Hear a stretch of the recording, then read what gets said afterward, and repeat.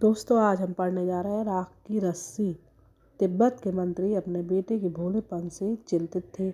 तुम्हारे विचार से वे किन बातों के बारे में सोचकर परेशान होते थे? तो इसका उत्तर है, कहीं उनके बेटे को कोई मूर्ख ना बना दे, कहीं उसका अत्यधिक भोलापन उसके जीवन रूपी नाव को ढो ना दे। वह अपना जीवन निर्वाह कैसे करेगा? कहीं कोई लड़की उससे शादी करने को तैयार ना हो, आदि आदि।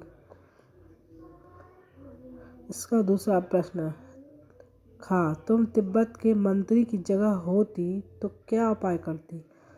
तो इसका उत्तर है, खा मैं रोज अपने पास बिठाकर दुनियादारी समझाती, उसे पढ़ाती लिखाती, उससे सवाल जवाब करती, उसकी परीक्षा लेती।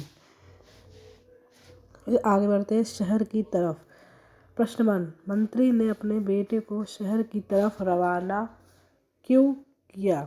तो का मंत्री ने अपने बेटे को शहर क्यों भेजा था? इसका उत्तर है का मंत्री ने अपने बेटे को इसलिए शहर भेजा ताकि वह दुनियादारी समझे, व्यवहारिक बने। अब दूसरा प्रश्न है, खा प्रश्न 1 का खा उसने अपने बेटे को भेड़ों के साथ ही शहर में क्यों भेजा? तो इसका उत्तर है शहर खा इसका उत्तर आ जाएगा खा शहर के लोग ज़्यादा होशियार और सूझबूझ वाले होते हैं। ऐसे लोगों के बीच रहकर भोला भाला व्यक्ति भी होशियार और सूझबूझ बन जाता है। इसी कारण अपने बेटे को भेड़ों के साथ शहर में ही भेजा। तो शहर में जब लोग जाते हैं तो बहुत कुछ सीखते हैं, समझते हैं वहाँ के रहन सहन को। वहाँ के लोग पढ़ाई लिखाई में भी होशियार होते हैं, तो इसलिए वो ज़्यादा हर काम में चतुर हो जाते हैं। इसी कारण उसने क्या किया था, अपने बेटे को भेड़ों के साथ शहर भेजा था। तीसरा है गा तुम्हारे घर के बड़े लोग पहले कहाँ रहते थे? पता करो और आसपास पड़ोस में किसी ऐसे व्यक्ति के बारे में पता करो कि किसी दूसरी जगह जाकर बस गया हो। उनसे बातचीत करो और जानने की कोशिश करो कि क्या वह निर्णय से खुश है और क्यों। एक पुरुष, एक महिला और एक बच्चे से बात करो। यह भी पूछो कि उन्होंने वह जगह क्यों छोड़ दी। तो ये प्रश्न करना है अपने मन से। इसके लिए आपको किसी से भी ये पूछना पड़ेगा कि आप बाहर क्यों गए अपना घर छोड़ के। तो ज़्यादातर लोग क्यों जाते हैं, किसी के पिताजी, किसी का बेटा, ज़्यादातर लोग पढ़ाई के चक्कर में ही बाहर जाते हैं कि पढ़ाई लिखाई करके कुछ अच्छी नौकरी मिल जाए उन्हें, या किसी लोग काम धंधे की तलाश में भी बाहर चले जाते हैं। सबकी अपनी अपनी वजह होती है। तो इस तरीके से इसका उत्तर बन सकता है। प्रश्न,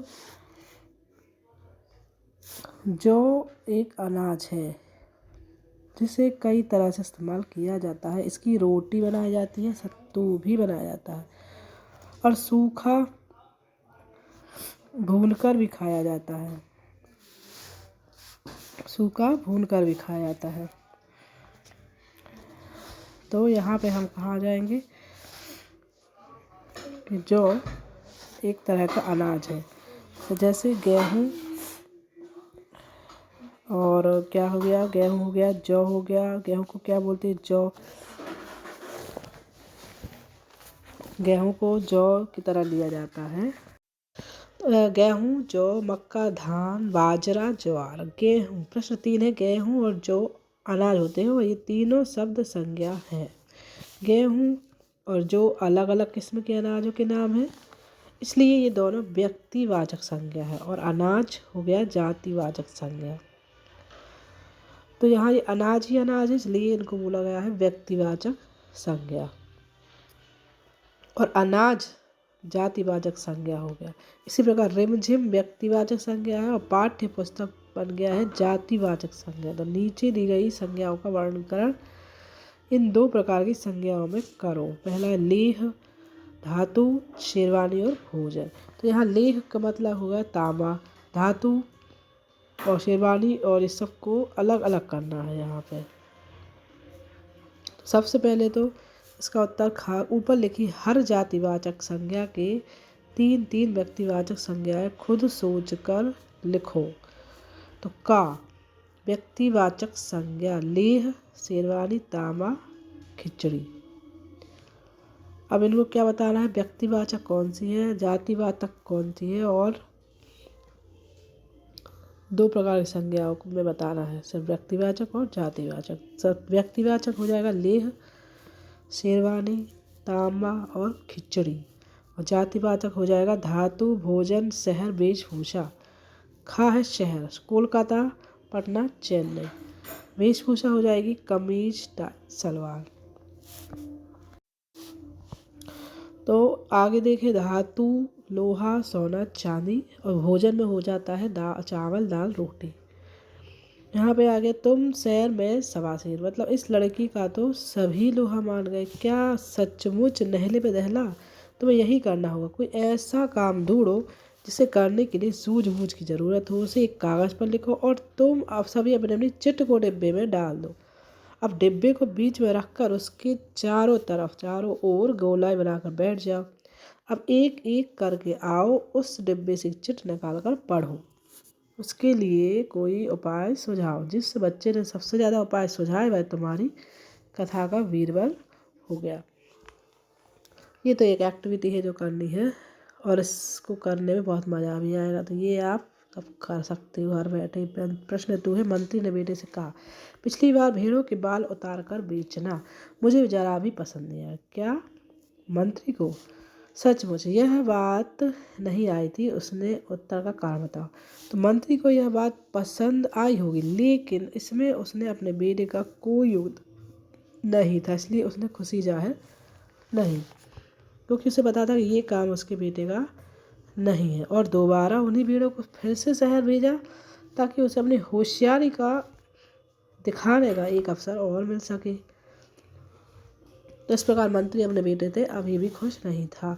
सी और जो पहली बार में मंत्री के बेटे ने भेड़ों के बाल बेच दिए और दूसरी बार भेड़ों के सींग भी बेच डाले। जिन लोगों ने ये चीज़ें खरीदी होंगी उन्होंने भेड़ों के बालों और सींगों का क्या किया होगा?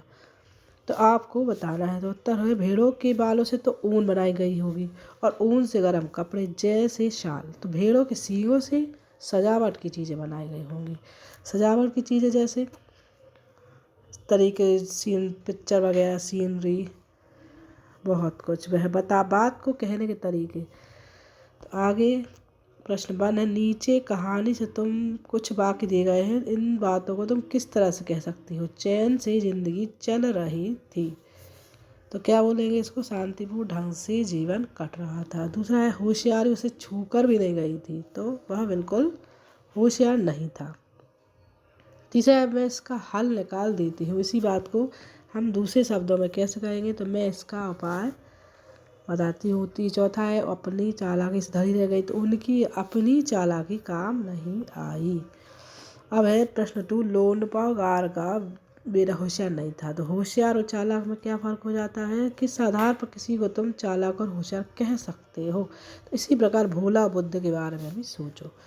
तो होशियार शब्द का प्रयोग सकारात्मक अर्थ में, अच्छे अर्थ में होता है। इसका मतलब होता है समझदार। अब लेकिन चालाक शब्द का प्रयोग नकारात्मक अर्थ में बताया गया है, खराब मतलब बुरा। तो इसका मतलब है चतुर। अब भोला शब्द का भी अर्थ क्या हो गया? सीधा साधा। अगर कोई व्यक्ति भोला है तो इसका मतलब यह है कि वह मूर्ख नहीं है, वह जानकार और पढ़ा लिखा है, किंतु हृदय से वह सीधा है। बुद्ध का अर्थ हो गया, बुद्धू का अर्थ हो गया मूर्ख और बेवकूफ। लड़की खा है, लड़की को तुम समझदार कहोगे या बुद्धिमान? तो लड़कियों को क्या कहेंगे? बुद्धिमान थी। उसने अपनी बुद्धि से एक मंत्री को इतना प्रभावित किया कि उसने बेटे से शादी कर ली, उसके बेटे से शादी करा दी उसने उस लड़की की। कहानी में लोनपागार के बेटे और लड़की का कोई नाम नहीं दिया गया। नीचे तिब्बत में के बच्चों के नामकरण के बारे में बताया गया है। तो यहाँ पढ़िए और मनपसंद छांटिए और लड़की को कोई नाम दो, जैसे नाइवा, डावा, मिगमार, नाखपा, नुकुफू, दोरजे, ये क्या? तो कोई खाने की चीज़ या घूमने की चीज़ों की जगहों के नाम जी नहीं, ये है तिब्बती बच्चों के कुछ नाम। ये सारे नाम तिब्बत में शुभ माने जाते हैं। नाइपा नाम दिया जाता है रविवार को जन्म होने वाले बच्चों को। इससे क्या होता है, उस दिन के देवता सूरज जैसी शक्ति मिलती है और जब जब उसका नाम पुकारा जाएगा यह शक्ति बढ़ जाएगी। सोमवार को जन्म लेने बच्चों का नाम रखा जाता है डावा। ये लड़का लड़की दोनों का हो सकता है। तिब्बती भाषा में डावा के दो मतलब है, सोमवार और चांद। यानी डावा चांद जैसी रोशनी फैलाएंगे और अंधेरा दूर करेंगे। तिब्बत में बुद्ध के स्त्री पुरुष रूपों पर भी नामकरण है, खासकर दोलमा नाम बहुत मिलता है। यह बुद्ध के स्त्री रूप का तारा ही तिब्बती नाम। बेटे का नाम है मिगमार और लड़की का नाम हो गया डावा। तो इस तरीके से इसके क्वेश्चन आंसर खत्म होते हैं पार्ट 1 राख की रस्सी। हम दूसरे पार्ट के प्रश्नोत्तर का वीडियो आपको नीचे लिंक में मिल जाएगा।